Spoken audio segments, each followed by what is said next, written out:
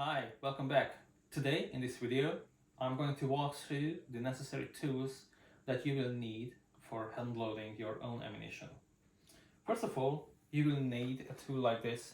This is an OAL gauge. This is a caliber specific OAL gauge and it consists of a modified brass, the aluminium stick and the plastic stick that moves inside the aluminium stick. And with this handy tool you can easily measure the dimensions of your own chamber. The next tool that we are going to review is the press. What you can see here in the video is a single stage press. This happens to be a Lee press, but any press on the market will do the job. The next in this box is a die set.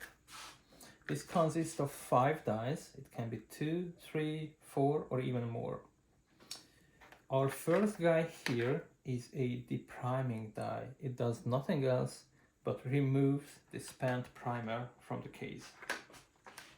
The next one is a full length sizing die. The third one is a bullet seating die. And let me stop here for a second and show you something. This is a custom stem that belongs to the bullet seating die, because most of the manufacturers produce the bullet seating die with a very generic stem, which is just not good enough to seat VLD bullets. This is a custom VLD seating stem. This can either come with the bullet seating die, or you can purchase them separately from the manufacturer, and they are typically very cheap. The next thing here is a crimping die. I try to show you how it looks inside. Hopefully you can see it. Okay, so this is a crimping die.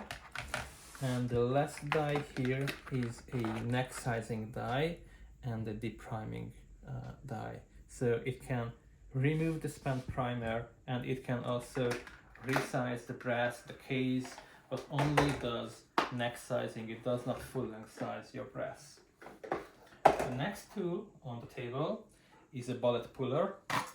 You can easily install this into the press and you can safely disassemble cartridges, and the good thing is it's very safe to use, and also the bullet that you removed using this tool can be reused later. There are no marks on the bullet if you use the tool properly. What else do we have on the table? Okay, this is a digital caliper. This happens to be a burger caliper. It can be a Mito Toyo or any other good brand will do it. Stay away from cheap, low quality calipers, because they are just not reliable enough for hand loading ammunition. They cannot repeat the same measurements twice or multiple times. The next tool on the table, this silver box, I'll try to show it here, is an ultrasonic cleaner. This is what it looks like from the inside.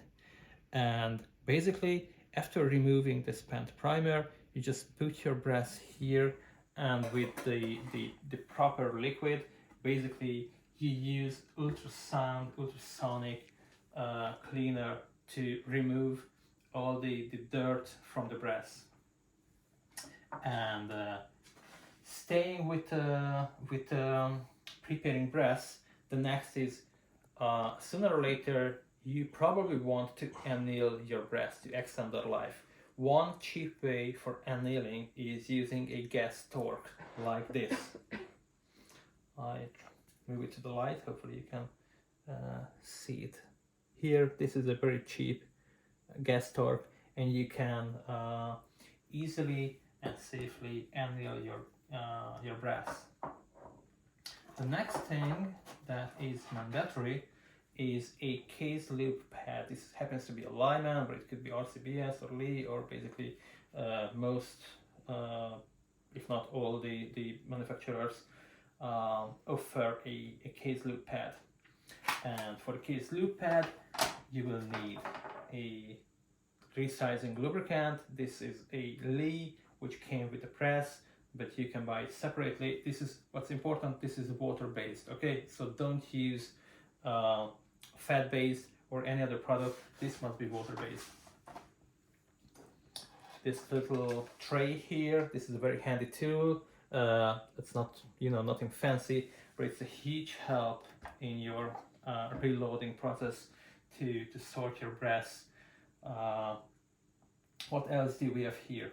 When it comes to powder, we need to measure the powder, and we need to put the powder into the brass. What you see here is a powder trickler. This is an RCBS powder trickler. A funnel, very important. This is what you use to put the powder into the brass. We have this professional tool here. I show it under the light. Hopefully you can see it. This happens to be a redding chamfering tool and deburring tool.